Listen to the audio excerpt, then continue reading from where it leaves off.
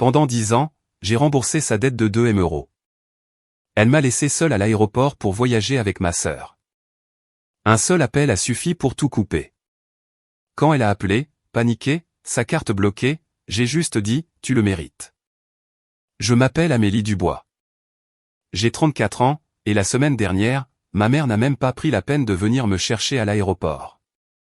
Cela peut paraître anodin, mais je venais de passer 10 ans de ma vie à l'étranger, à rembourser sa dette de 250 000 €. J'étais debout près de la zone des arrivées à Nice, tenant ma valise, et regardant d'autres familles se précipiter dans les bras les unes des autres. Mon téléphone a vibré. Pas d'appel de ma mère. Pas de SMS pour dire qu'elle était en retard. Juste une notification Facebook. En haut de mon fil d'actualité, il y avait une photo de ma mère et de ma petite sœur sur une plage. Un verre à la main, des lunettes de soleil assorties, son bras enroulé autour de ma sœur comme si elle était la seule enfant qui comptait. La légende m'a frappé plus durement que le décalage horaire, la précieuse fille de maman. Quelque chose en moi est devenu très silencieux. 10 ans de double journée de travail et d'envoi d'argent à la maison pour qu'elle ne perde pas la maison mon soudain semblait différent. Comme si j'avais regardé le mauvais film depuis le début. J'ai parcouru les commentaires. Des émojis cœur. Vous méritez cette escapade. Le duo le plus mignon. Personne dans cette publication ne savait qui avait réellement payé pour ce voyage. J'ai porté mon téléphone à mon oreille, j'ai appelé le service international de ma banque et j'ai prononcé seulement 6 mots, annuler toutes les cartes à son nom. 10 minutes plus tard, ma mère a enfin appelé, la voix tremblante, disant qu'on l'accusait de fraude et que sa carte était bloquée, me suppliant de régler le problème. J'ai pris une grande inspiration et j'ai répondu, d'un ton calme et plat, cela arrive parce que tu l'as mérité. Si vous vous êtes déjà senti utilisé par votre propre famille, vous ne voudrez pas manquer comment j'ai finalement renversé la situation. Restez avec moi jusqu'à la fin pour savoir exactement comment ma revanche s'est déroulée.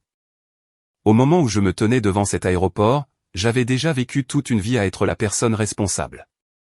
J'ai grandi à Toulouse. À l'époque, ma mère était différente. Elle préparait mes déjeuners, assistait aux pièces de théâtre de l'école et travaillait comme secrétaire dans un cabinet dentaire. Mon père était un mécanicien qui sentait huiler le café et disait toujours la même chose en rentrant, tant que nous restons unis, tout ira bien.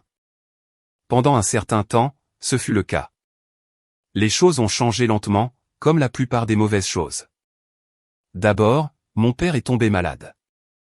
Il est passé de la personne la plus forte que je connaissais à quelqu'un qui avait du mal à marcher de la chambre à la cuisine sans s'arrêter pour reprendre son souffle. Les factures d'hôpital ont dévoré les maigres économies de mes parents. La maison qui me semblait si solide a commencé à donner l'impression d'être bâtie sur du sable. Après sa mort, ma mère n'était plus la même femme qui dansait dans la cuisine le samedi matin. Puis Nice a commencé à apparaître dans nos vies. Quand j'étais au lycée, elle a annoncé que nous déménagions dans la banlieue de Nice. Elle disait qu'il y avait plus d'opportunités d'emploi là-bas et qu'un nouveau départ nous ferait du bien à tous. Je n'avais pas réalisé que la proximité des casinos faisait partie du plan. À Nice, le soleil semblait plus dur et la ville était plus bruyante.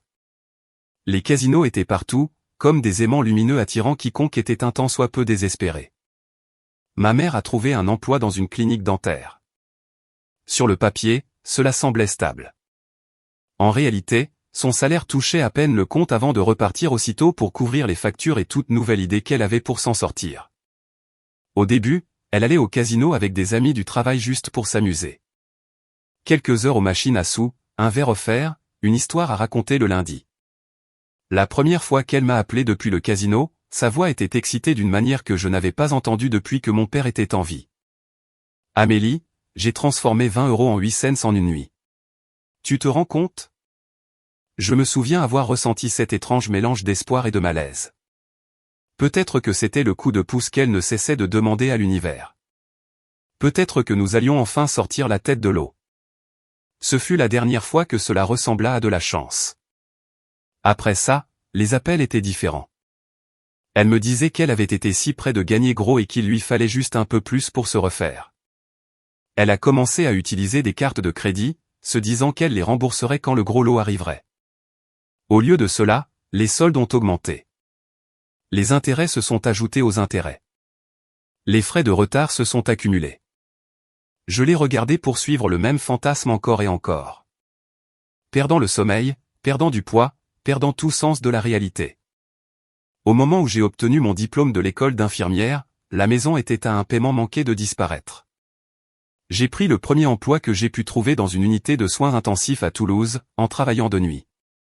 J'avais 23 ans et je passais plus de temps avec des étrangers mourants qu'avec ma propre famille.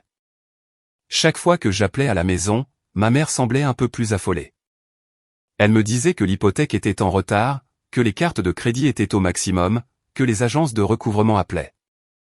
Quand elle a finalement admis à quel point la situation était grave, qu'elle était endettée de centaines de milliers d'euros, j'ai senti mon estomac se nouer. J'ai fait ce que les aînés dans les familles dysfonctionnelles font toujours. J'ai dit, je vais arranger ça. J'ai pris des gardes supplémentaires. J'ai arrêté de dépenser de l'argent pour moi. Pas de nouveaux vêtements, pas de vacances, pas de sorties. J'envoyais de l'argent chaque mois. Parfois la moitié de mon salaire, parfois plus. Quand cela n'a pas suffi, j'ai commencé à regarder les contrats d'infirmières expatriées. Un recruteur m'a appelé au sujet d'un hôpital à Dubaï qui cherchait désespérément des infirmières expérimentées en soins intensifs. Le salaire était presque le double de ce que je gagnais à Toulouse, logement inclus. J'avais du mal à réaliser les chiffres. Pour la première fois, effacer la dette ne semblait plus être un fantasme. C'était des mathématiques. Si je travaillais là-bas pendant quelques années, vivais modestement et envoyais la majeure partie de l'argent à la maison, ma mère garderait la maison, et nous pourrions respirer à nouveau. Quand je le lui ai annoncé, elle a pleuré comme si je venais de la sortir d'un immeuble en feu. Ma petite sœur, qui était encore adolescente à l'époque, était toute excitée, parlant de me rendre visite un jour et de poster des photos de l'autre bout du monde. Je me souviens d'être à l'aéroport pour ce premier vol. Toute ma vie entassée dans 2 valises, me disant que c'était temporaire. 2, peut-être 3 ans. Payer la dette, stabiliser les choses, rentrer à la maison auprès d'une famille reconnaissante et enfin en sécurité. C'était le plan. La première année à Dubaï m'a presque brisé. Les soins intensifs étaient remplis d'urgence. Les gardes de 12 heures devenaient des gardes de 14 heures. Les nuits se confondaient avec les jours. J'ai appris à fonctionner à la caféine et à l'adrénaline et au bip constant des moniteurs. Quand mon salaire arrivait, je virais une énorme partie directement à ma mère. Chaque fois que je le faisais, elle me remerciait comme si je lui avais sauvé la vie une fois de plus. Elle promettait toujours que c'était presque fini, qu'après que cette facture ou ce prêt soit réglé, elle pourrait se débrouiller seule. Je voulais tellement la croire que j'ignorais les détails qui ne collaient pas. Les petits voyages qu'elle continuait de faire avec ma sœur, le nouveau téléphone que ma sœur postait en ligne, la façon dont la dette totale ne semblait jamais diminuer aussi vite que l'argent que j'envoyais. Chaque fois que je demandais pourquoi les choses allaient toujours si mal, ma mère avait une réponse toute prête. Il y avait toujours une facture médicale dont je n'avais pas entendu parler, une réparation à la maison qui avait mal tourné, de nouveaux frais de la banque. Elle faisait passer la dette pour une chose vivante qui continuait de croître quoi qu'elle fasse. Pendant ce temps, ma sœur a commencé à poster des photos plus soignées, de nouvelles baskets, des week-ends à Cannes pour un événement quelconque, des manucures qui coûtaient probablement plus cher que ce que je dépensais en courses en une semaine. Puis ce furent des photos au bord de la piscine dans des complexes hôteliers, des chambres d'hôtel avec vue sur la ville, des tenues de soirée, et de petites légendes sur le fait de travailler dur et de s'amuser encore plus. Chaque fois que je voyais une de ces publications, je me racontais une histoire sur la façon dont elle payait tout ça. Peut-être qu'elle avait un travail à temps partiel que j'ignorais. Peut-être que des marques lui envoyaient des choses gratuitement. Les influenceurs reçoivent tout le temps des cadeaux, pensais-je. C'était plus facile de croire ça que d'imaginer ma mère prendre l'argent pour lequel je me saignais et le reverser directement dans le même gouffre qui avait failli nous engloutir. Dans les rares semaines où je ne croulais pas sous le travail à l'hôpital, je m'asseyais à ma petite table de cuisine à Dubaï et j'ouvrais un tableur sur mon ordinateur portable. Je listais chaque virement que j'avais fait, chaque promesse que ma mère m'avait faite, chaque chiffre approximatif qu'elle m'avait donné sur ce qu'il restait à payer. Sur le papier, il semblait que nous devrions être proches de la ligne d'arrivée. Mais à la façon dont elle parlait, c'était comme si nous n'avions à peine fait un pas. Chaque fois que j'essayais de lui demander de vrais documents, elle devenait sur la défensive. Elle disait des choses comme « Tu ne me fais plus confiance après tout ce que j'ai traversé » ou « Je suis ta mère. » Je ne te mentirai jamais sur quelque chose comme ça. La culpabilité me frappait à chaque fois. Je reculais, Je fermais le tableur et je me disais de garder la tête baissée et de continuer à travailler. C'est devenu toute mon identité. Pas Amélie la personne. Pas Amélie l'infirmière. Pas Amélie avec des loisirs ou des relations. Juste Amélie la fille qui payait pour tout le monde. Je ne le réalisais pas encore, mais c'était la première partie des dégâts. L'argent faisait mal. Les nuits blanches faisaient mal. Mais perdre le sentiment que j'avais le droit de vivre ma propre vie. C'est ce qui mettrait le plus de temps à se réparer.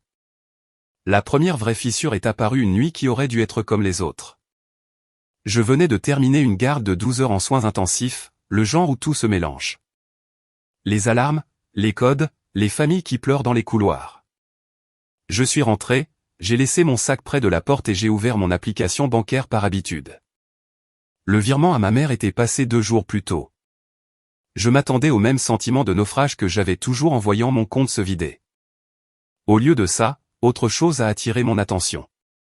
Le montant que j'avais envoyé correspondait presque exactement à ce qu'elle m'avait dit avoir besoin pour maintenir l'hypothèque à jour. Mais en parcourant l'activité du compte joint que nous utilisions pour les paiements, j'ai vu autre chose. 1000 € dans un complexe hôtelier à Cannes, 2 débits distincts d'un restaurant haut de gamme sur la promenade des Anglais à Nice, de multiples retraits à des distributeurs automatiques à l'intérieur de casinos. J'ai fixé l'écran, rejoint notre dernier appel téléphonique. Elle avait pleuré en parlant de la banque qui la harcelait, des frais de retard, de la perte de la maison si nous ne rattrapions pas le retard ce mois-ci. Elle n'avait jamais mentionné de voyage. Je me suis dit qu'il devait y avoir une explication. Peut-être que le débit du complexe hôtelier était une erreur. Peut-être que ma sœur remboursait ma mère. Peut-être. Peut-être. Peut-être. Le lendemain, pendant un rare moment de calme au poste des infirmières, j'en ai parlé à Étienne. Il a jeté un coup d'œil à mon téléphone, a froncé les sourcils une demi-seconde, puis a posé la question que j'évitais.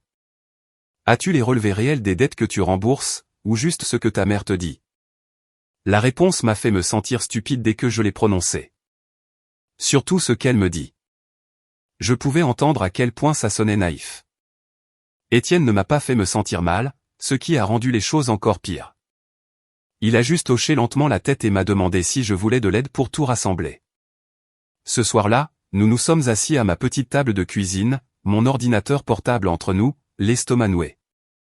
Étienne m'a montré comment me connecter à mon dossier de crédit, comment rechercher les comptes ouverts et leurs soldes.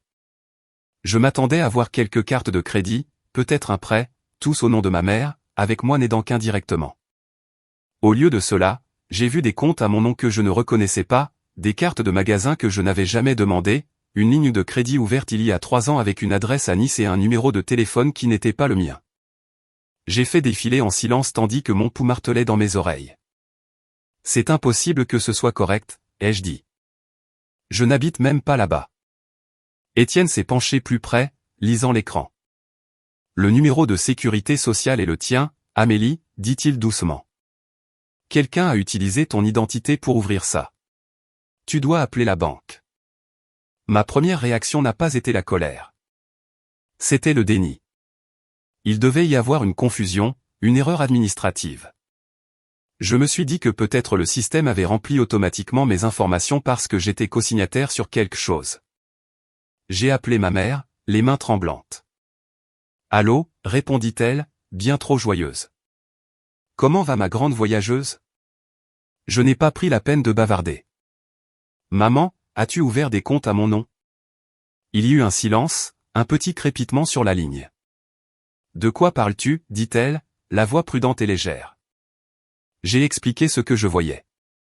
Les comptes, l'adresse à Nice, le numéro de téléphone. Elle a d'abord balayé ça d'un rire, disant que les dossiers de crédit n'étaient jamais exacts, que je surréagissais. Quand je n'ai pas lâché, son ton a changé. Pourquoi m'accuses-tu comme si j'étais une sorte de criminel, lança-t-elle. Après tout ce que j'ai traversé, après tout ce que j'ai fait pour toi. La culpabilité s'est engouffrée, comme prévu. C'était notre scénario. Je pose une question raisonnable. Elle le transforme en attaque personnelle. Je finis par m'excuser. Mais cette fois, quelque chose en moi a résisté. Je ne t'accuse pas, dis-je lentement. Je demande parce que c'est mon nom sur cette dette. Si quelque chose arrive, c'est après moi qu'ils viendront. Elle s'est mise à pleurer si fort que j'ai dû éloigner le téléphone de mon oreille. Tu ne comprends pas ce que c'est ici, sanglota-t-elle. Je suis en train de me noyer, Amélie. J'ai fait de mon mieux. Ces comptes, c'est probablement juste la façon dont la banque a restructuré les choses. Ils m'ont dit que c'était juste de la paperasse. Ils ont dit que c'était le seul moyen de nous maintenir à flot. Ces mots sortaient en un flot précipité. Mi-explication, mi-manipulation. Le mot « nous » flottait dans l'air entre nous. Nous ne semblait jamais m'inclure quand il y avait du bonheur à avoir. Nous n'apparaissait que lorsqu'elle avait besoin de quelque chose. Après l'appel, je suis resté assise en silence pendant un long moment, fixant le plafond de mon petit appartement. Étienne m'a envoyé un SMS de son appartement en bas du couloir. Comment ça s'est passé? J'ai fixé le message, puis j'ai tapé le mensonge le plus simple. Bien, elle a dit que la banque s'en est occupée. Pendant quelques semaines, j'ai essayé de reléguer toute cette histoire dans un coin de ma tête. Je me suis enfoui dans le travail. Je me suis dit que les contrats avaient une date de fin. La dette devait être finie. Le sacrifice finirait par payer. Puis ma sœur a posté une vidéo qui a fait voler en éclats le déni. C'était un montage de son week-end à Cannes. Des extraits d'elle dans une suite d'hôtels, se maquillant dans une salle de bain en marbre, tournant sur un balcon avec les lumières de la ville derrière elle. À la fin, elle trinquait avec ma mère dans ce même complexe hôtelier dont j'avais vu le nom sur le relevé bancaire. La légende disait quelque chose comme « Les filles qui se battent méritent de s'amuser ». Je l'ai regardé 3 fois. Il n'y avait pas de bataille. Il y avait moi aux soins intensifs, tenant la main de patients qui ne passeraient pas la nuit. Moi, buvant du café insipide de distributeur automatique à 3 heures du matin. Moi, portant le poids des choix de ma mère pendant qu'elle portait un toast à ma petite sœur pour être la précieuse. Ce soir-là, j'ai rappelé ma mère. Pour une fois, je n'ai pas adouci ma voix ni ne me suis excusé avant même d'avoir prononcé les mots. Je lui ai demandé sans détour si elle utilisait l'argent que j'envoyais. L'argent qu'elle disait être pour les dettes, pour payer des voyages, des soirées au casino et tout ce qu'elle pouvait justifier comme dû soin de soi. Elle n'a pas reculé ni admis quoi que ce soit. Au lieu de cela, elle est passée à l'attaque. Je n'arrive pas à croire que tu sois jalouse de ta propre sœur, lança-t-elle. Elle essaie juste de se construire une vie. Tout ne tourne pas autour de l'argent que tu envoies, Amélie. Tu te prends pour une héroïne parce que tu as un travail. Beaucoup de gens ont un travail. J'ai senti ma mâchoire se crisper. Un travail. C'est comme ça qu'elle appelait le fait de tenir la vie des gens entre mes mains pendant qu'elle était assise devant une machine à sous. Maman, je t'ai envoyé plus que le salaire annuel moyen en France, dis-je, ma voix tremblant même si je ne le voulais pas. J'ai des tableurs. J'ai les chiffres. La dette devrait être presque effacée maintenant. Pourquoi dois-tu encore autant? Pourquoi ouvres-tu des choses à mon nom? Elle s'est tue une demi-seconde, puis s'est lancée dans une diatribe haletante sur les taux d'intérêt, sur la façon dont la banque l'avait trompée, sur les frais cachés et sur le fait que rien n'était juste. Et puis elle a sorti la vieille rengaine, celle qu'elle savait qui faisait mouche à chaque fois. Si tu arrêtes d'aider maintenant, nous perdons tout. Ta sœur sera à la rue. C'est ça que tu veux? Tu veux la voir sans abri?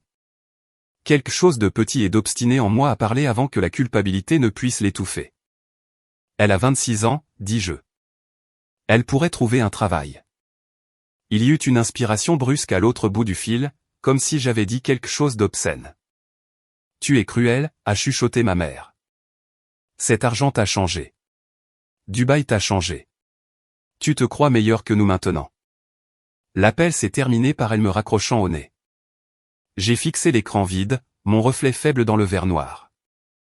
Pour la première fois, au lieu de me sentir coupable de poser des questions, je me sentais en colère.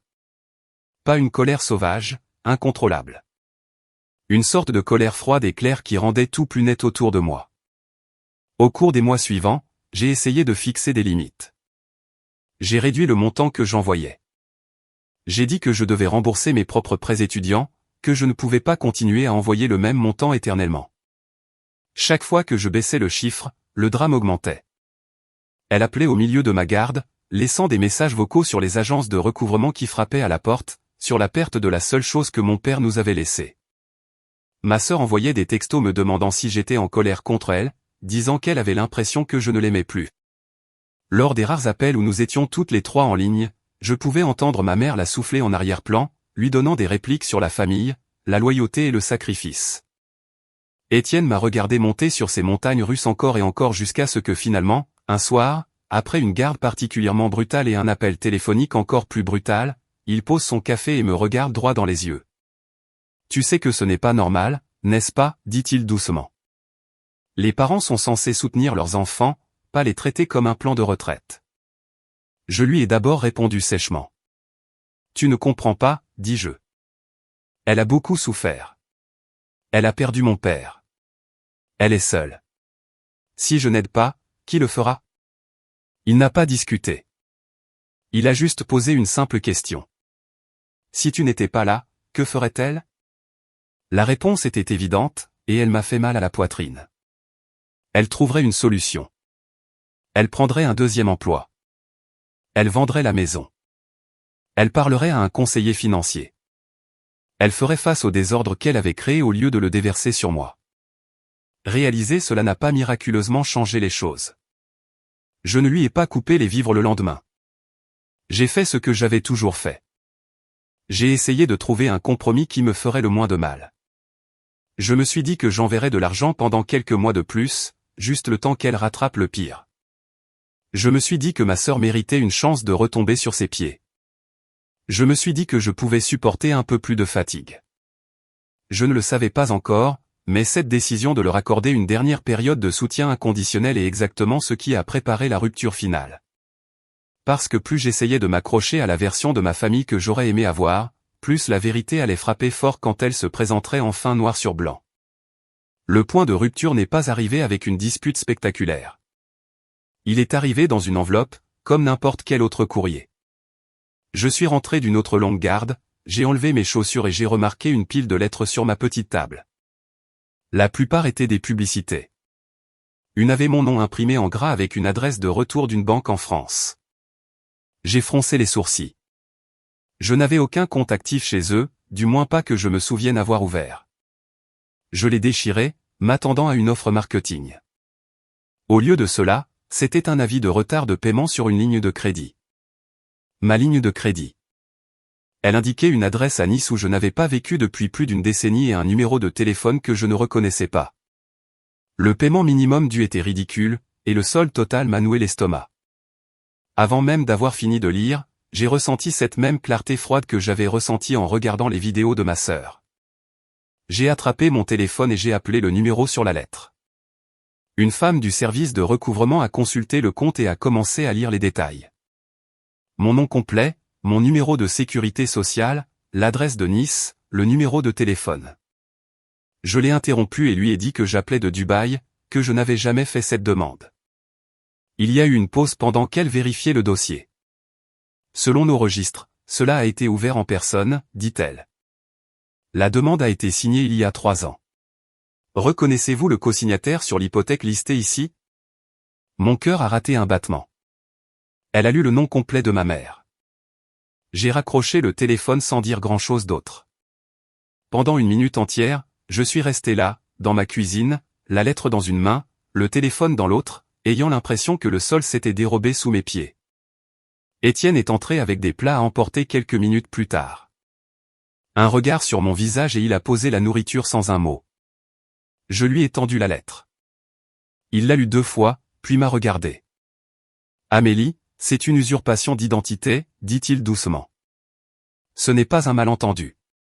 Quelqu'un a utilisé tes informations. Nous savions tous les deux qui était ce quelqu'un. J'ai appelé ma mère. Elle a répondu à la 2e sonnerie, l'air distraite et agacée, comme si j'avais interrompu quelque chose d'amusant. « Allô, je peux te rappeler ? Je suis sur le point de sortir, dit-elle. « Sortir où ? ai-je demandé. Il y avait de la musique et des bavardages en arrière-plan. Un endroit bruyant. Ça n'a pas d'importance, lança-t-elle. Qu'est-ce qui se passe ? Tu as une drôle de voix. J'ai pris une inspiration. As-tu ouvert une ligne de crédit à mon nom il y a 3 ans ? Le silence qui a suivi en disait plus que n'importe quel mot. Quand elle a finalement parlé, sa voix était sèche. Je n'arrive pas à croire que tu me jettes ça à la figure, dit-elle. Le banquier a dit que c'était juste de la paperasse. Ils m'ont dit qu'on avait besoin d'un autre compte pour tout consolider. Je l'ai seulement fait pour qu'on ne perde pas la maison. Tu agis comme si je l'avais fait pour le plaisir. Je l'ai imaginée assise derrière un bureau à la banque, hochant la tête pendant qu'un conseiller de crédit faisait glisser des papiers sur la table et qu'elle se disait, si j'écris juste le nom d'Amélie, tout ce bazar disparaîtra. Sauf que le bazar n'a jamais disparu. Il a juste été transféré. Maman, ce n'est pas juste de la paperasse, dis-je, la voix tremblante. C'est ma vie. C'est mon crédit. Si jamais je veux acheter une maison, une voiture ou même obtenir un prêt de base, ils vont regarder ça. Tu ne m'as même pas demandé. Elle s'est mise à pleurer, comme prévu. J'étais désespérée, dit-elle. Tu n'étais pas là. Tu ne comprends pas à quel point c'est effrayant quand les agents de recouvrement se présentent à ta porte. J'ai fait ce que je devais faire pour cette famille. Cette phrase encore, pour cette famille. C'était devenu un bouclier derrière lequel elle se cachait chaque fois que je m'approchais trop de la vérité. C'était la première fois que je ne la laissais pas faire. Je fais partie de cette famille, dis-je. Tu n'arrêtes pas de dire que tu l'as fait pour nous, mais tout ce que je vois, c'est toi qui fais des choix qui ruinent mon avenir pour ne pas avoir à affronter tes propres erreurs. Elle s'est tue. Puis elle est devenue méchante.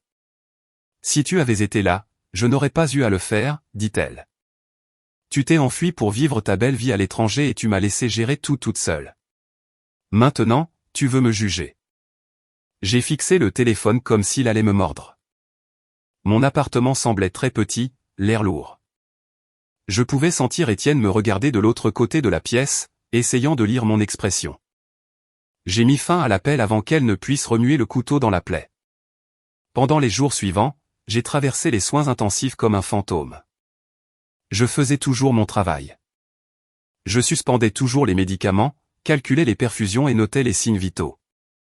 Mais dans ma tête, les chiffres tournaient en boucle sur un autre rythme. Les milliers que j'avais envoyés, les soldes qui ne diminuaient jamais, les dettes ouvertes à mon nom. La vérité était simple et laide. Ma mère n'avait pas seulement profité de mon aide. Elle avait pris mon identité et l'avait utilisée comme une carte de crédit de rechange. Un soir, après un code qui ne s'est pas bien terminé, je me suis assise dans la salle de repos du personnel, fixant un sandwich de distributeur automatique pour lequel je n'avais aucun appétit. Étienne s'est assis à côté de moi, s'adossant à sa chaise. « Je pense que tu dois rentrer chez toi, dit-il. Pas pour la sortir d'affaires. Pour voir les choses par toi-même et décider à quoi tu veux que ta vie ressemble. » L'idée de rentrer à la maison m'a frappé plus fort que je ne l'aurais cru. Je n'étais pas retourné à Nice depuis près de 10 ans. Tout ce que je savais de ma famille était filtré par des appels téléphoniques et les réseaux sociaux. Une partie de moi l'avait gardé ainsi intentionnellement. La distance rendait plus facile de croire les histoires que ma mère racontait. Mais maintenant, il y avait une lettre sur ma table et un compte sur mon dossier de crédit qui disait que la distance ne m'avait pas du tout protégé. Elle avait seulement facilité le franchissement des limites sans qu'elle ait à me regarder dans les yeux. J'ai commencé à faire le calcul dans ma tête. Je pouvais prendre un congé de mon contrat. J'avais assez économisé pour me permettre un voyage à la maison et quelques mois sans envoyer d'argent. Cela me coûterait, mais pas autant que de rester dans cette situation indéfiniment. Quand j'ai appelé ma mère et lui ai dit que je pensais rentrer à la maison pour un moment, sa réaction a été immédiate et folle. « Tu es sérieuse ?» dit-elle, la voix s'envolant. « Oh mon Dieu, Amélie, ce serait incroyable. Nous pourrions enfin être une famille à nouveau. Ta sœur sera si excitée. » Elle s'est lancée dans une vision haletante de nous dînant autour de la table, allant voir des spectacles sur la promenade, me présentant à ses amis comme si nous étions juste une autre famille normale avec des problèmes normaux. Aucune mention de la lettre. Aucune mention de la ligne de crédit. Aucune mention du fait que mes économies et mon crédit avaient été utilisés comme un pansement sur une blessure qu'elle refusait d'arrêter de rouvrir. J'ai écouté, me sentant à la fois attiré et repoussé. Une partie de moi voulait toujours cette image. Celle où je sortais de l'aéroport dans les bras de ma mère et où tout semblait simple pour une fois. Une autre partie de moi savait que cela n'arriverait jamais à moins que j'arrête de faire semblant. Nous avons choisi une date ensemble. J'ai réservé le vol dès que j'ai raccroché, regardant l'email de confirmation arrivé dans ma boîte de réception. 10 ans d'anniversaire manqué, de vacances manquées, de jours ordinaires manqués allaient tous entrer en collision en une seule arrivée. Dans les semaines précédant le voyage, ma mère appelait plus que d'habitude. Elle m'envoyait des liens vers des maisons à vendre qu'elle prétendait que nous pourrions nous permettre un jour si nous continuions à travailler dur. Elle parlait de redécorer mon ancienne chambre, de comment nous resterions éveillés tard à boire du vin et à parler. Ces mots peignaient par-dessus la pourriture, mais en dessous, je pouvais encore la sentir. Ma sœur a commencé à m'envoyer des messages aussi, envoyant des selfies, me demandant quelle tenue elle devrait porter pour venir me chercher à l'aéroport. J'ai essayé de répondre comme si de rien n'était. Mais chaque fois que je voyais une nouvelle publication d'elle dans un restaurant cher ou un bar sur un toit, quelque chose se serrait en moi. Un soir, quelques jours avant mon vol, je me suis assise avec Étienne et j'ai tout déballé. La lettre, les appels, le billet d'avion. Je lui ai dit que j'avais l'impression de marcher dans un piège que je voulais encore croire être une étreinte. Il a écouté en silence, puis a dit ce que j'avais besoin d'entendre. « Tu ne rentres pas chez toi pour les réparer, dit-il. Tu rentres chez toi pour dire la vérité et décider quelles sont tes limites. Si tu oublies ça, ils décideront pour toi. » Le jour où j'ai quitté Dubaï, j'ai rempli mes valises de vêtements et de cadeaux que j'avais achetés au fil des ans mais jamais envoyés. J'ai aussi emporté un dossier avec des relevés bancaires imprimés, des captures d'écran de mon dossier de crédit et une copie de cette lettre. Des preuves, pas pour eux, pour moi. Pour que je ne puisse pas être dissuadé de ce que je savais déjà. Le vol vers Nice m'a semblé plus long que d'habitude. J'ai regardé des films sans vraiment les voir. J'ai regardé par le hublot et j'ai pensé à mon père, à ce qu'il dirait s'il pouvait voir tout ça. J'ai essayé de l'imaginer enfilant sa veste de travail et me disant la même chose qu'il avait toujours dite. Tant que nous restons unis, tout ira bien. Mais rester unis s'était transformé en moi soutenant tout le monde pendant qu'il grimpait plus haut sur mon dos. Quand l'avion a finalement atterri et que nous avons roulé jusqu'à la porte, mon cœur battait si fort que mes doigts picotaient. J'ai attrapé mon sac dans le compartiment supérieur, j'ai avancé avec la foule lente à travers la douane et le long des escalators, ayant l'impression de marcher vers une version de ma vie que je n'avais pas encore rencontrée. Ma mère m'avait envoyé un SMS des heures plus tôt, soit aux arrivées. J'arrive tout de suite. J'ai poussé les portes coulissantes vers la zone de prise en charge. La chaleur sèche de la Côte d'Azur m'a giflé le visage même s'il était tard. Des familles se groupaient avec des pancartes. Des enfants couraient dans les bras de leurs parents. Des couples s'embrassaient comme s'ils étaient dans un film. Je suis resté là, la poignée de ma valise à la main, scrutant chaque voiture qui s'arrêtait. 5 minutes sont passées, puis 10, puis 15. Mon téléphone est resté obstinément silencieux. Pas d'appel manqué, pas de nouveaux textos, pas de « désolé », la circulation est dingue. Je l'ai déverrouillé et une notification de Facebook est apparue. J'ai tapé dessus sans réfléchir. En haut de mon fil d'actualité, il y avait une nouvelle publication de ma mère. Elle et ma sœur étaient au bord de la piscine d'un complexe hôtelier éclairé par des lumières douces, un verre à la main, riant de quelque chose juste hors du cadre. Le lieu indiqué était un hôtel à quelques heures de là, nulle part près de l'aéroport. La légende était simple, la précieuse fille de maman. En regardant cette photo, debout devant l'aéroport avec ma valise et mon dossier de preuves, quelque chose en moi a finalement cessé d'essayer de tout expliquer. L'histoire a basculé dans ma tête, et cette fois je l'ai vue clairement. Au moment où l'histoire a finalement eu un sens, elle a cessé de faire mal de la même manière. Debout là, devant l'aéroport, fixant cette photo de ma mère et de ma sœur à la piscine, j'ai senti quelque chose en moi s'immobiliser. Pas engourdie, pas confuse, juste immobile. 10 ans d'histoire et d'excuses se sont effondrés en un simple fait. Je n'étais pas de la famille. J'étais une source de financement. J'ai resserré ma prise sur la poignée de ma valise, j'ai détourné le regard de mon téléphone, et pour la première fois en une décennie, j'ai fait quelque chose de purement pour moi. Je suis retourné dans le terminal, j'ai trouvé un coin tranquille loin des portes coulissantes et j'ai composé le numéro au dos de ma carte de débit. Quand le système automatisé m'a connecté à un être humain, ma voix semblait calme, presque détachée. Mon nom est Amélie Dubois, ai-je dit. Je veux que vous annuliez chaque carte et que vous geliez chaque ligne de crédit connectée à mon numéro de sécurité sociale et au nom de ma mère. La femme à l'autre bout du fil m'a demandé de vérifier mes informations. Je lui ai donné tout ce dont elle avait besoin, puis je lui ai parlé de la lettre, de l'adresse à Nice, des comptes que je n'avais jamais ouverts. Il y eut une pause, puis un changement dans son ton que j'ai reconnu de mon propre travail. C'est la façon dont les gens parlent quand ils réalisent que quelque chose de grave se passe. Je vais vous mettre en relation avec notre service des fraudes, dit-elle. Veuillez rester en ligne. Pendant que j'attendais, je regardais les familles chargées dans les voitures, je regardais les gens rouler leurs valises vers des vies qui avaient un sens. La mienne n'en avait pas. Pas encore. Mais pour la première fois, je pouvais en voir une version qui en avait un. La spécialiste de la fraude qui a pris l'appel semblait avoir entendu 1000 histoires comme la mienne et n'avait pas besoin que je l'embellisse. Je lui ai tout raconté, en commençant par la lettre de la banque et en remontant à travers les années de dettes inexpliquées. Je lui ai dit que ma mère avait accès à mon numéro de sécurité sociale et avait signé des choses sans ma permission. Je lui ai dit que j'envoyais de l'argent depuis une décennie, croyant que je remboursais une vieille dette, et non que j'alimentais de nouvelles lignes de crédit. Elle n'a pas interrompu, elle a juste tapé. Quand j'ai fini, elle s'est éclaircie la gorge. D'après ce que vous me dites, cela relève de l'usurpation d'identité et potentiellement de la fraude, dit-elle. Voici ce que je peux faire de mon côté aujourd'hui. Elle m'a guidé étape par étape. Elle pouvait signaler les comptes qui avaient été ouverts à mon nom, les bloquer et lancer une enquête interne. Comme ma mère était répertoriée comme titulaire principal sur certains des comptes joints et co-signataire sur d'autres, le gel de l'activité sur tout ce qui était touché par mes informations bloquerait également son accès. Cela n'effacerait pas la dette, a-t-elle expliqué, mais cela l'empêcherait de croître pendant qu'ils enquêtaient, et cela déclencherait un examen de la façon dont ces comptes avaient été ouverts. J'ai écouté, acceptant chaque étape. La partie de moi qui s'inquiétait de la réaction de ma mère s'était enfin tue. La partie qui comprenait comment les conséquences fonctionnaient s'est redressée. Alors que nous étions encore au téléphone, la spécialiste de la fraude m'a recommandé de contacter la Banque de France pour faire bloquer mon dossier de crédit.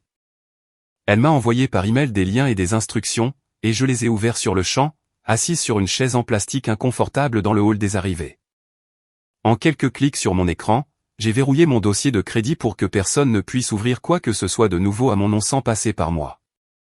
C'était un processus simple qui m'a donné envie de crier quand j'ai réalisé avec quelle facilité j'aurais pu le faire des années plus tôt.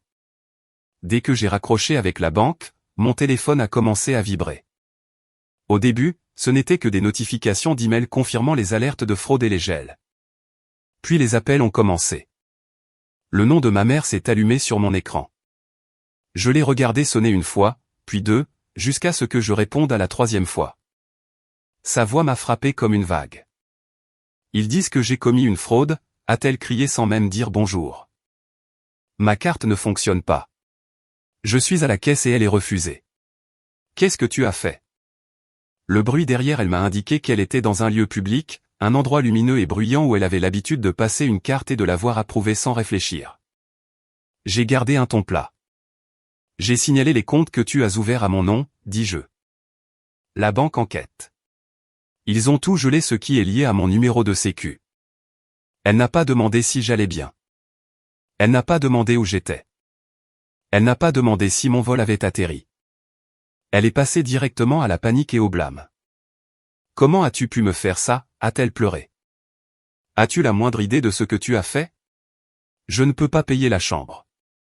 Je ne peux pas retirer d'argent. Ils disent que je vais peut-être devoir parler à un enquêteur. Tu dois les rappeler et régler ça tout de suite.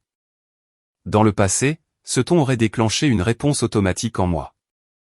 Régler ça. M'excuser. Envoyer plus. Sacrifier un peu plus de moi-même pour la calmer. Cette fois, le sentiment qui est monté dans ma poitrine était différent. C'était une sorte de colère lasse qui ressemblait presque à un soulagement. Non, dis-je. Je ne vais pas régler ça. C'est toi qui as fait ça. Je refuse simplement de te couvrir plus longtemps.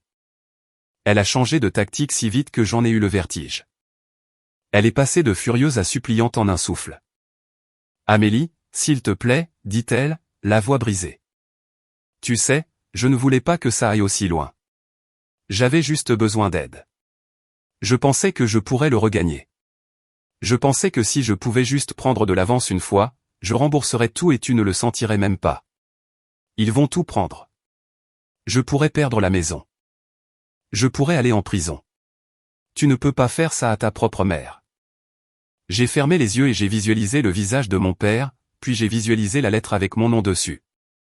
Tu l'as déjà fait à ta propre fille, dis-je doucement. Je choisis simplement de ne plus être ton bouclier. J'ai raccroché avant qu'elle ne puisse dire quoi que ce soit d'autre. Mes mains tremblaient, mais ce n'était pas de culpabilité cette fois. C'était le choc d'entendre mes propres mots et de réaliser que je les pensais tous. Étienne attendait quand je suis sorti à nouveau dans la zone de prise en charge, cette fois sans l'illusion que ma famille apparaîtrait. Il avait insisté pour prendre l'avion un jour plus tôt et me retrouver à l'aéroport au cas où. Quand il a vu mon visage, il n'a pas demandé si j'étais sûr. Il a juste attrapé ma valise et a fait un signe de tête vers la file de taxi. D'abord le motel, dit-il. Ensuite, on s'occupe du reste. Dans le taxi, je lui ai raconté ce que j'avais fait. Les appels à la banque, les alertes de fraude, la façon dont ma mère avait réagi. Il a écouté, puis a souri d'une manière qui semblait plus fière que joyeuse. Tu as fait ce qu'il fallait, dit-il. Tu l'as fait de la manière dont tu voudrais que tes patients soient traités. Tu as dit la vérité et tu as laissé les professionnels s'occuper du reste. Le motel dans lequel nous nous sommes installés n'avait rien de spécial. Des murs beiges, des draps rêches, une vue sur un parking. C'était parfait. C'était un territoire neutre. Ce n'était pas la maison de ma mère avec ses souvenirs, ses fantômes et ses pièges déguisés en dîner de famille. J'ai étalé mon dossier sur la petite table, les captures d'écran, la lettre, le rapport de crédit. J'ai tout pris en photo avec mon téléphone et je les ai téléchargés dans un dossier sécurisé que Jeanne avait créé pour moi quand Étienne nous avait présenté par appel vidéo une semaine plus tôt. Quand elle a appelé ce soir-là, je l'ai mise sur haut-parleur. Elle m'a expliqué les prochaines étapes de la même manière que j'avais expliqué de mauvaises nouvelles à des familles en soins intensifs. Calme, clair, pratique. Nous allions déposer un rapport d'usurpation d'identité auprès de la DGCCRF. Nous allions envoyer des lettres recommandées à chaque banque concernée pour contester les comptes frauduleux et exiger des documents. Nous allions avertir la police locale à Nice pour qu'il y ait une trace officielle. Ce serait un processus qui se mesurerait en mois, pas en jours, m'a-t-elle prévenu. Mais le commencer maintenant était le seul moyen de me protéger à long terme. Et il y avait encore une chose. Parce que ma mère était celle qui avait utilisé mes informations et parce qu'elle en avait bénéficié financièrement, toute enquête sérieuse pourrait remonter jusqu'à elle. Selon ce que les banques et la police trouveraient, elle pourrait être accusée de fraude ou au moins faire face à de graves sanctions civiles. Êtes-vous préparé à cela, demanda Jeanne. Son ton ne contenait aucun jugement, juste le genre de question qui sépare un moment de colère d'une décision réelle. J'ai pensé à ma mère pleurant au téléphone, à la façon dont elle était passée à un scénario qui avait toujours fonctionné sur moi auparavant. J'ai pensé à ma sœur taguant leur emplacement dans un complexe de luxe pendant que je me tenais seul devant un aéroport. J'ai pensé à toutes les nuits en soins intensifs où j'avais vu des gens mourir plus jeunes que ma mère. Des gens qui auraient tout donné pour plus de temps avec leurs enfants et n'avaient pas utilisé ce temps pour transformer leurs enfants en ligne de crédit humaine. Oui, dis-je. Je suis préparé. Les jours suivants ne ressemblèrent en rien aux retrouvailles que ma mère avait décrites. Je ne suis pas allé à la maison. Je ne me suis pas assise à sa table de cuisine ni ne l'ai laissé me serrer dans ses bras pendant qu'elle pleurait sur mon épaule. Au lieu de cela, je suis resté dans cette chambre de motel et j'ai passé des appels. J'ai répondu aux questions des enquêteurs de la banque. J'ai transféré des emails à Jeanne. J'ai suivi toutes les instructions que le service des fraudes m'a données. De temps en temps, mon téléphone s'illuminait d'appels de ma mère ou de ma sœur. Parfois, je les laissais aller sur la messagerie vocale. Parfois, j'écoutais. Les messages de ma mère étaient un scénario tournant de rage, de culpabilité et de désespoir. Elle m'accusait de trahison, puis me suppliait de penser à tout ce qu'elle avait sacrifié, puis me prévenait que je détruisais notre famille pour de bon. Les messages de ma sœur étaient différents. Elle semblait confuse, effrayée, un peu en colère, mais surtout perdue. Elle n'arrêtait pas de dire des choses comme « Maman dit que tu surréagis. Que c'est juste comme ça que les familles s'entraident. Elle dit que tu vas ruiner sa vie. » J'ai répondu plus brièvement que je ne le pensais. Personne ne ruine ta vie en demandant l'honnêteté, ai-je écrit. Je n'ai jamais accepté que des dettes soient ouvertes à mon nom. Ce n'est pas la famille. C'est du vol. Elle n'a pas répondu tout de suite. Je pouvais sentir l'attraction sur elle, la même qui m'avait enchaîné à ce pétrin pendant si longtemps. La loyauté mêlée à la peur. La deuxième nuit, vers minuit, mon téléphone a de nouveau sonné. Cette fois, c'était un numéro que je ne reconnaissais pas. Quand j'ai répondu, un homme s'est présenté comme quelqu'un de l'équipe des risques et de la conformité de la banque. Il m'a dit qu'ils avaient commencé à examiner le compte que ma mère avait ouvert avec mes informations. Il m'a posé une liste de questions très spécifiques sur mes allées et venues à certaines dates, sur le fait de savoir si j'avais déjà signé des documents dans cette agence, si j'avais donné une procuration à quelqu'un. À chaque nom que je donnais, je pouvais sentir le tableau se former de son côté de la ligne. Merci, mademoiselle Dubois, dit-il à la fin de l'appel. Je veux que vous sachiez que nous prenons cela au sérieux. Il y aura une enquête interne. Vous pourriez être contacté par la police. Jusqu'à ce que cela soit résolu, votre mère n'aura pas accès aux comptes liés à vos informations. Quand j'ai raccroché, la pièce était silencieuse à l'exception du faible bourdonnement du climatiseur. J'ai regardé autour de moi les meubles dépareillés, les rideaux fins, l'art bon marché sur les murs. Cela aurait dû être déprimant. Au lieu de cela, c'était l'endroit le plus sûr où j'avais été depuis des années. Pas parce que c'était agréable, mais parce que pour une fois, chaque facture attachée à cette chambre portait mon nom, et seulement mon nom. Personne ne se cachait derrière moi. Personne ne le transformait en une faveur que je leur devais. Ma mère voulait que je rentre à la maison pour que je puisse continuer à être son filet de sécurité. Au lieu de cela, j'avais atterri et coupé le filet. Je ne savais pas exactement à quoi ressembleraient les retombées. Je savais juste que pour la première fois, ce qui se passerait ensuite ne serait pas entièrement écrit par elle. Les retombées ne se sont pas produites du jour au lendemain. Cela n'arrive jamais dans la vraie vie. Cela ne ressemblait pas à une seule scène dramatique où un juge frappait un marteau et où ma mère était emmenée menottée. C'est venu par vagues, lente et implacable, de la même manière que les factures d'hôpital étaient autrefois venues pour mon père. Au début, les changements étaient presque invisibles. La banque a cessé de m'appeler et a commencé à l'appeler. Les lettres à mon nom ont été corrigées, les comptes marqués comme contestés, les enquêtes notées sur mon dossier.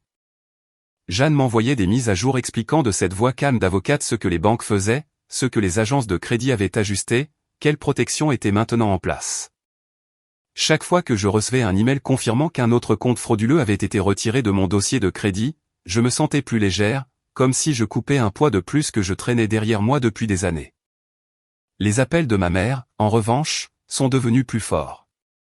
Elle laissait de longs messages vocaux sur le fait de parler à des enquêteurs de la banque, sur les questions qu'ils posaient auxquelles elle ne voulait pas répondre, sur l'humiliation que c'était.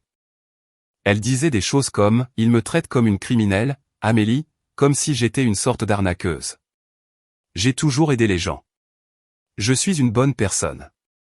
Tu le sais. » J'ai écouté ces messages exactement une fois chacun, puis je les ai archivés.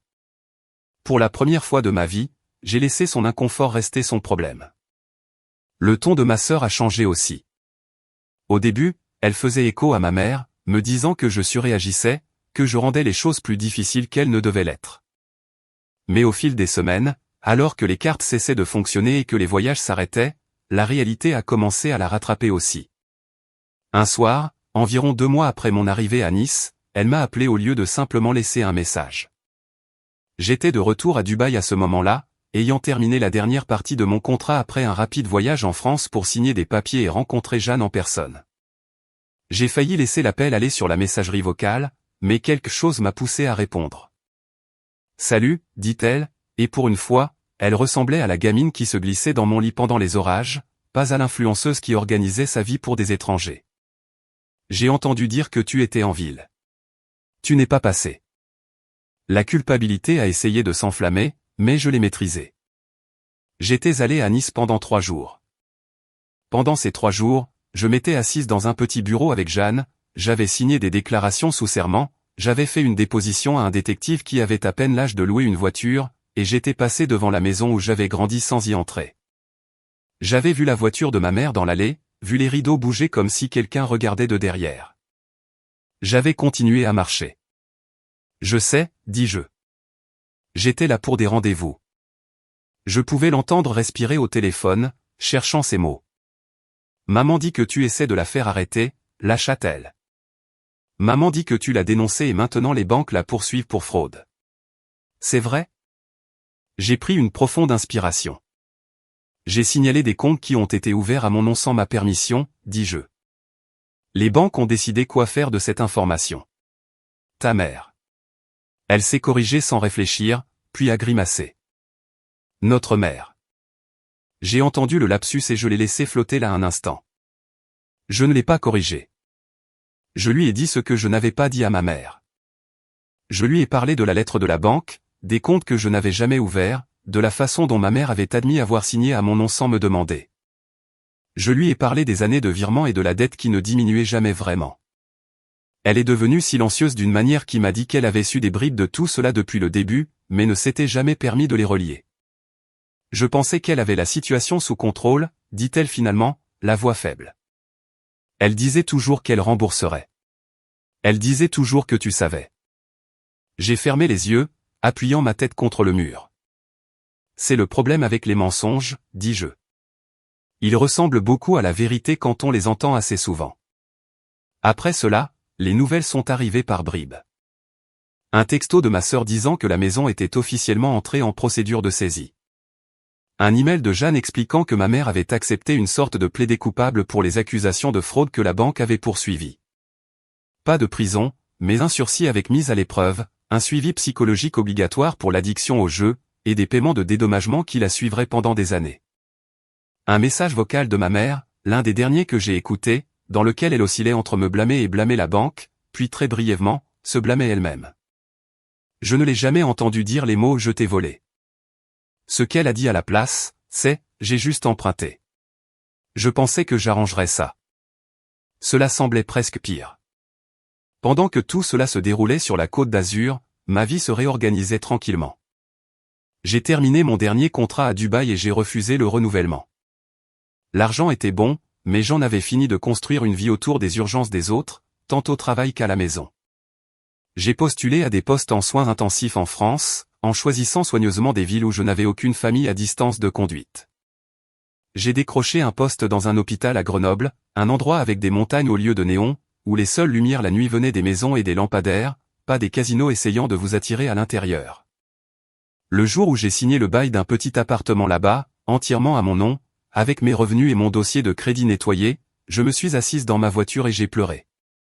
Pas les pleurs durs ailés de la panique ou du chagrin, juste une sorte de libération silencieuse et tremblante. J'avais 34 ans et j'avais l'impression d'avoir enfin ma première vraie maison.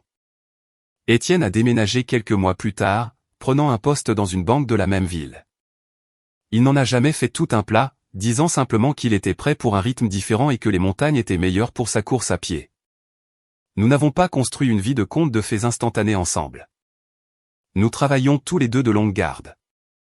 Nous portions tous les deux nos propres cicatrices, mais nous avons construit des routines qui étaient les nôtres, pas construites autour de la réparation du chaos de quelqu'un d'autre. Brunch le dimanche après les gardes de nuit.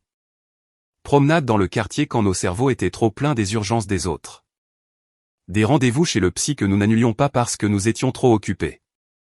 En thérapie, j'ai commencé à démêler le fouillis de loyauté, d'obligation et d'amour qui m'avait tenu lié à ma mère pendant si longtemps.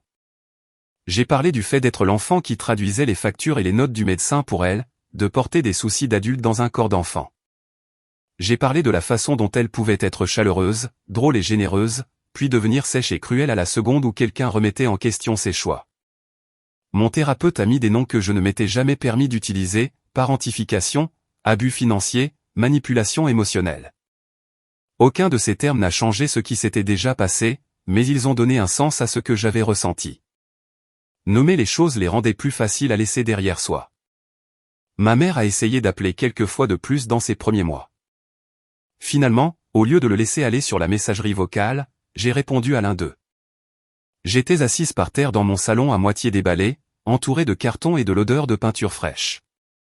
Elle n'a pas commencé par bonjour. Elle a commencé par ils ont pris la maison. Tu es contente maintenant? Ma poitrine s'est serrée, mais ma voix est restée stable. Non, dis-je. Perdre la maison ne me rend pas heureuse. Ça me rend triste qu'on en soit arrivé là. Mais ce n'est pas moi qui l'ai perdue au jeu. Elle s'est lancée dans le scénario familier, blâmant le casino, la banque, l'économie, une mauvaise passe. Je l'ai laissée parler jusqu'à ce qu'elle soit à bout de souffle. Quand elle s'est finalement tue, j'ai dit ce que j'avais répété dans ma tête pendant des semaines. Je ne t'enverrai plus d'argent, maman. Je ne co-signerai rien. Je ne te laisserai plus utiliser mon crédit ou mon nom. J'espère que tu prendras le suivi psychologique au sérieux. J'espère que tu iras mieux, mais j'ai fini de te sauver. Il y eut une longue pause. Pendant une seconde, j'ai cru que la ligne avait été coupée. Quand elle a finalement parlé, sa voix était plus faible que je ne l'avais jamais entendue. Alors c'est tout, dit-elle. Après tout ce que j'ai fait pour toi. J'ai pensé au déjeuner qu'elle préparait quand j'étais petite, à la façon dont elle applaudissait à mes pièces de théâtre scolaire, à la façon dont elle m'a tenu dans ses bras quand mon père est mort. Puis j'ai pensé aux signatures falsifiées à mon nom. Aux nuits blanches, à la façon dont elle m'avait laissé en plan à l'aéroport pour aller boire au bord d'une piscine. Les deux versions d'elle étaient réelles. L'erreur que j'avais faite pendant des années était de croire que les parties aimantes annulaient le mal. Ce n'était pas le cas. Elle rendait juste les choses plus confuses. Je suis reconnaissante pour les bonnes choses, dis-je. Je le suis vraiment. Mais elle n'efface pas les dégâts. Je ne peux pas continuer à faire semblant que c'est le cas. Elle n'a pas répondu à ça. Elle a juste pleuré doucement un moment, puis a raccroché. Ce fut la dernière fois que nous avons eu une vraie conversation. Nous existons toujours dans la vie de l'autre de manière petite et distante. Des textos de vacances qui sont plus une habitude qu'un sentiment. Des nouvelles transmises par ma sœur, qui s'est lentement construite une vraie vie, faisant du maquillage pour des mariages et travaillant des doubles gardes dans un restaurant quand elle en a besoin. Elle s'est excusée auprès de moi d'une voix tremblante un soir par appel vidéo, disant qu'elle avait su que quelque chose n'allait pas, mais qu'elle avait eu trop peur de remettre en question la personne qui payait pour tout. Je lui ai dit que je comprenais, parce que c'était le cas. Pendant longtemps, cette personne, c'était moi. Le truc quand on quitte enfin un rôle qu'on n'a jamais été censé jouer, c'est que le monde ne s'arrête pas quand on le dépose. Les factures arrivent toujours. Les conséquences tombent toujours. Les gens se plaignent, boudent et vous accusent de ne pas vous en soucier. Et puis lentement, ils s'adaptent, ou pas. Mais dans tous les cas, vous cessez de vivre dans une boucle de panique et de culpabilité. Un soir, environ un an après cette nuit à l'aéroport, j'étais assise à ma table de cuisine à Grenoble avec mon ordinateur portable ouvert. Le solde de mon compte en banque s'affichait devant moi, solide et ennuyeux de la meilleure des manières. Mon salaire de l'hôpital venait d'arriver, et pour la première fois depuis aussi longtemps que je pouvais me souvenir, il n'y avait pas de virement automatique programmé pour partir dès son arrivée.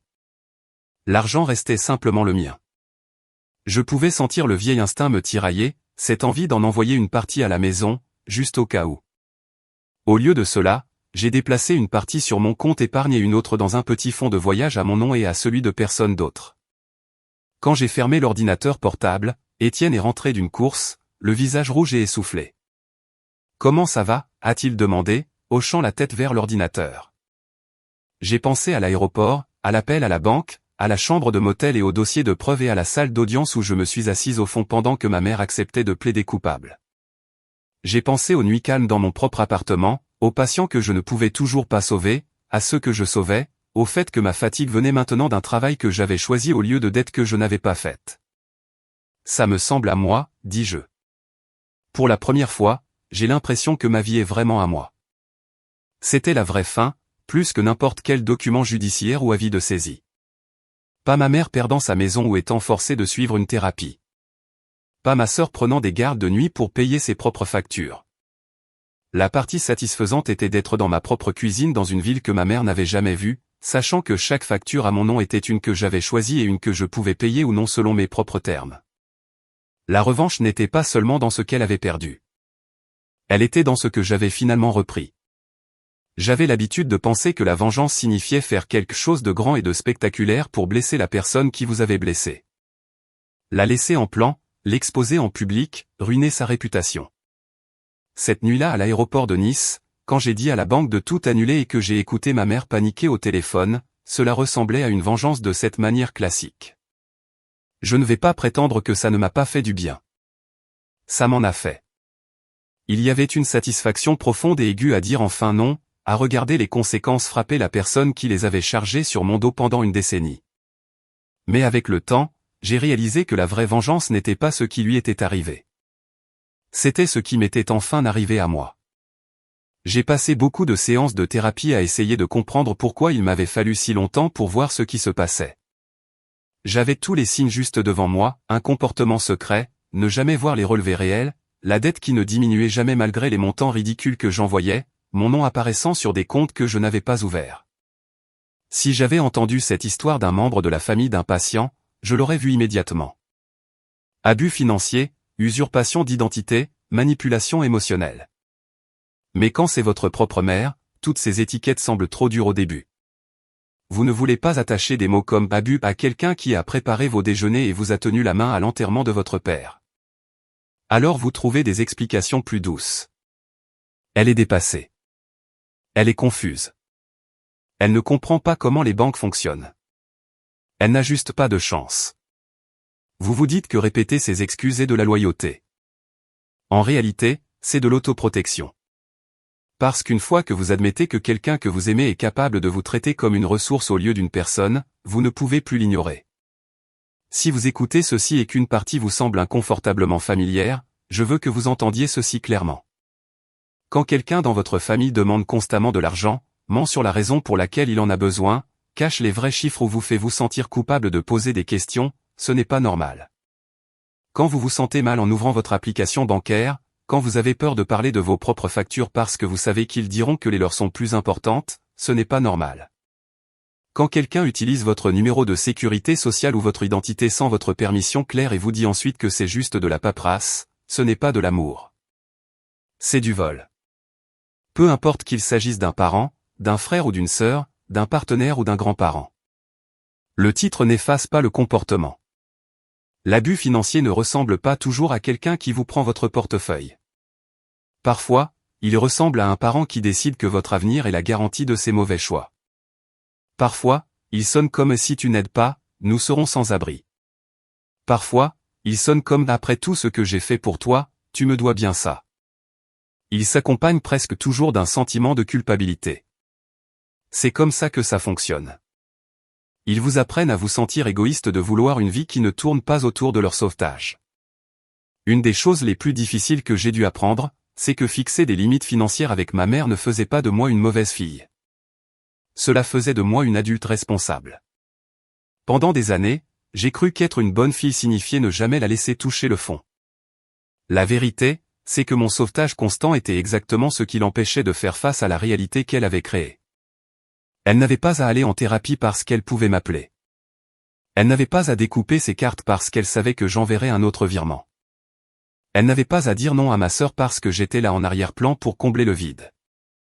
Quand j'ai finalement pris du recul, tout ce que j'avais soutenu s'est effondré. C'était désordonné. C'était laid. Ça a blessé des gens, y compris moi. Mais ça a aussi forcé toutes les personnes impliquées à arrêter de faire semblant. Ma mère a dû s'asseoir devant un conseiller et parler de son jeu, pas seulement l'appeler de la malchance. Elle a dû se tenir dans une salle d'audience et entendre le mot fraude attaché à son nom, pas seulement hausser les épaules et blâmer la banque. Ma sœur a dû apprendre ce que la plupart des adultes apprennent bien plus tôt, que les belles choses coûtent de l'argent et que cet argent doit venir de quelque part de réel. Est-ce que ça arrange tout? Non. Ma mère est toujours qui elle est. Peut-être qu'elle changera. Peut-être pas. Ma sœur et moi sommes plus proches maintenant.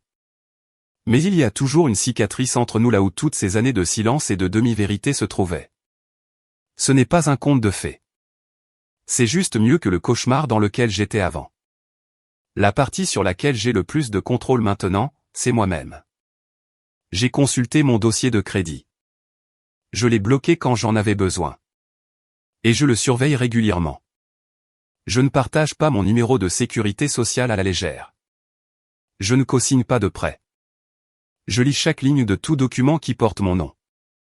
Même si quelqu'un lève les yeux au ciel et me traite de paranoïaque. Je parle de ce qui s'est passé au lieu de le cacher comme un secret honteux. Parce que c'est dans les secrets que ce genre de choses se développe. Si vous êtes en France et que vous vous reconnaissez plus dans ma mère que dans moi, si vous sentez une contraction dans votre estomac quand vous entendez le mot « je » parce que vous savez que vous êtes à une mauvaise nuit de devoir demander à quelqu'un de vous renflouer à nouveau. Il y a des gens dont le travail entier est d'aider avec ça. Il y a des lignes d'assistance, des conseillers et des groupes pour le jeu problématique. vous n'avez pas à attendre que votre enfant gèle vos comptes et que vous vous retrouviez à une caisse avec une carte refusée et un enquêteur de la fraude au téléphone. Demandez de l'aide avant d'entraîner quelqu'un d'autre avec vous. Et si vous vous reconnaissez en moi, l'enfant, le partenaire ou le frère, la sœur qui est devenu le comptable non rémunéré et le fonds d'urgence pour toute votre famille, voici ce que j'aurais aimé que quelqu'un me dise il y a 10 ans. Vous avez le droit de demander des preuves. Vous avez le droit de voir les relevés. Vous avez le droit de dire, je vais t'aider cette fois-ci, mais j'ai besoin de voir un plan pour que cela ne se reproduise pas. Vous avez le droit de dire, non, je ne peux pas faire ça. Même s'il vous traite d'égoïste. Vous avez le droit de protéger votre crédit, vos économies, votre avenir. Cela ne fait pas de vous quelqu'un de froid. Cela fait de vous quelqu'un de prudent. Cela peut sembler cruel sur le moment parce qu'on vous a appris à assimiler l'amour au sacrifice. Mais l'amour sans aucune limite, ce n'est pas de l'amour. C'est un effacement. Vous disparaissez pour que tout le monde puisse rester à l'aise. Ce n'est pas pour ça que vous êtes né. Une des choses les plus puissantes que j'ai faites pendant tout ce désordre a été de parler à un thérapeute. Je sais que la thérapie n'est pas disponible ou abordable pour tout le monde, mais si vous pouvez trouver un moyen de parler à un professionnel ou même à un ami de confiance de ce qui se passe, faites-le. Pas quelqu'un qui va dire, eh bien, c'est comme ça la famille, mais quelqu'un qui dira, ce n'est pas normal, et tu mérites mieux. Quand vous dites cela à voix haute, quand vous exposez les chiffres, les mensonges et les appels tard dans la nuit, il devient plus difficile de le minimiser. Cela devient réel d'une manière que votre cerveau ne peut plus reléguer dans un coin sombre. Si vous avez peur de ce qui pourrait arriver si vous arrêtez de payer, je comprends. J'étais terrifié. J'imaginais ma mère sans abri sous un pont, ma sœur me blâmant pour toujours, ma famille élargie me coupant les ponts. Rien de tout cela n'est arrivé. Ce qui est arrivé, ce sont des avis de saisie, des dates d'audience, des séances de conseil et beaucoup d'appels téléphoniques en colère. Ce qui est également arrivé, c'est que j'ai finalement eu assez d'énergie et d'argent pour construire une vie qui ne tournait pas autour de l'addiction de quelqu'un d'autre. J'ai déménagé. J'ai économisé. J'ai dormi. J'ai ri sans vérifier mon téléphone toutes les 5 minutes pour m'assurer que personne n'était en crise. J'ai commencé à me souvenir de ce que c'était que d'avoir des loisirs. J'ai appris que j'aimais plus la randonnée que les casinos et que les matins tranquilles avec du café et du silence peuvent ressembler à un luxe quand on est habitué à l'urgence constante. Les gens aiment dire que les liens du sang sont plus forts que tout. Ils l'utilisent pour excuser presque n'importe quoi. Mais voici ce que je sais maintenant. La famille, ce ne sont pas les gens qui partagent votre ADN. La famille, ce sont les gens qui ne font pas de vous une garantie. Les gens qui ne vous punissent pas pour avoir des limites, les gens qui vous voient comme une personne, pas comme un chéquier. Au final, ma mère a fait face à des conséquences. Elle a perdu sa maison. Elle a dû s'asseoir dans des pièces et parler de son jeu. Elle a dû vivre avec un casier judiciaire qui la suivra longtemps. Il y a une partie de moi qui est encore triste à ce sujet. C'est ma mère. J'aurais aimé qu'elle choisisse différemment. J'aurais aimé qu'elle demande de l'aide avant de me voler, avant de me laisser en plan à l'aéroport pour aller boire au bord d'une piscine. Mais la partie de moi qui est restée dans cette chambre de motel et a passé ses appels ne regrette pas ce que j'ai fait. Cette partie de moi est la raison pour laquelle je ne suis plus coincé dans la même boucle. Si vous avez été pris pour acquis par votre propre famille, je ne suis pas ici pour vous dire de brûler tous les ponts. Je suis ici pour vous dire que vous avez le droit de descendre du pont qu'il ne cesse de construire sur votre dos. Vous avez le droit de dire, je ne financerai plus ça. Vous avez le droit de choisir la paix plutôt que la panique constante. Vous avez le droit de construire une vie où votre travail acharné paie pour vos rêves, pas pour l'addiction de quelqu'un d'autre. C'était mon histoire de vengeance.